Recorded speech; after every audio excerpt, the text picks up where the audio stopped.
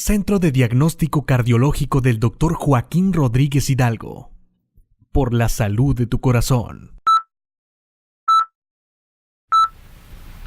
Muy buenas noches, amigos televidentes de Canal 9. Es un gusto poder platicar de nueva cuenta con ustedes y con el doctor Rodríguez Hidalgo. Doctor, buenas noches, bienvenido una vez más. Buenas noches, Miguel Ángel. Doctor Rodríguez Hidalgo, ¿cómo definiría usted qué es un soplo cardíaco?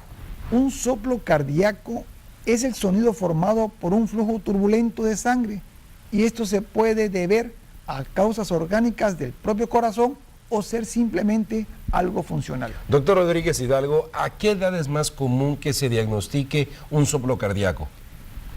Se puede diagnosticar a cualquier edad, pero es más común el diagnóstico en la niñez y en la tercera edad. Doctor Rodríguez Hidalgo, ¿cuál es el origen de los soplos cardíacos?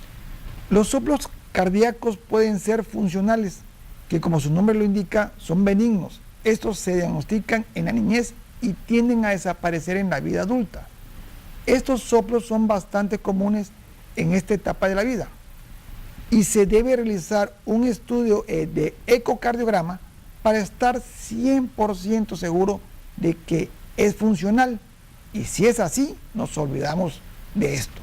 Y por otro lado, tenemos los soplos orgánicos, los cuales se deben a un problema en las válvulas o los tabiques que separan las aurículas y los ventrículos. Esto en los niños y en las personas adultas sería el estrechamiento de alguna válvula cardíaca, principalmente la aórtica y la mitral. Doctor Rodríguez Hidalgo, muchas gracias. Buenas noches. Buenas noches. Es todo por hoy y recuerden, los esperamos la próxima semana, misma hora, mismo canal, con el doctor Rodríguez Hidalgo del Centro de Diagnóstico Cardiológico. Haga su cita a los teléfonos 315-5571 y 315-5130.